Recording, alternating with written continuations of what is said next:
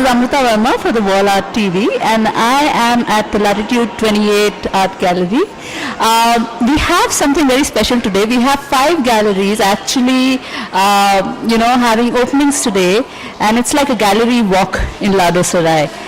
We also have Vasudha's works over here. Hi, Vasudha. Hello. Very interesting body of works you have here. You talk about marriage, the party plot, right? It's something we look at marriages and all celebrations, and we actually don't see the other side. I think your work is very refreshing in that way, because it's looking at something in a very new light. Mm-hmm. Can you tell us a little bit about it? Well, it's something which talks about celebrations, not necessarily marriage alone. The works are stunning because, you kind of have to go closer to it and have a look at what's happening with it. Yeah, and, that was because I chose to print on aluminium composite board, which has a sort of a reflective surface. Basically because I'm talking about light, and the kind of spectacle that one sees, when one walks along the highway in the locality where I live. Yeah, and it started with this video that I shot, and which I had with me for several months, and then I started working on it, breaking it down into stills, composing the prints, and then from the stills again back to the videos that are on exhibition. So there are 4 videos, and it goes back to the moving image, from the moving image through stills back to the moving image. And that's a very comfortable process for me, because I'm a painter and I'm used to handling, the 2 dimensions as opposed to 3. No, as opposed to 4. Okay. Yeah.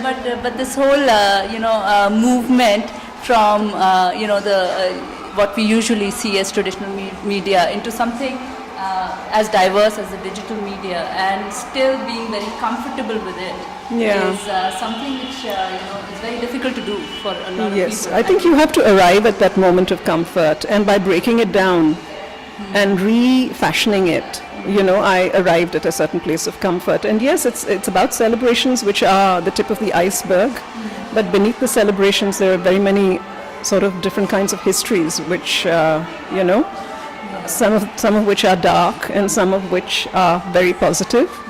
And I think it's it's necessary to be aware of the dark and the light, to be able to see something in its entirety, in order to be able to perhaps work on the aspect which you find is the most redeeming, And for me, it was very disturbing. The noise levels were disturbing, the expenditure was disturbing, and all against a background of a certain very, what do you call it, a very sort of a materialistic kind of a culture, which, and perhaps the culmination of the darker side happened in 2002, when the communal tensions really reached a certain unbelievable pitch. And so starting from that, to sort of come back to a place where you feel there is still hope, and I think celebrations, on the one hand, they make you totally dizzy with excitement, and you can't sort of understand anything, or really you don't even want to know reality. But on the other, it still represents a kind of a creative impulse, especially the kinds of sets and things that are erected, and so there is still that human aspiration. There's still a certain creative impulse which sort of asserts itself in spite of the dark, and I think that is something that I'm also talking about.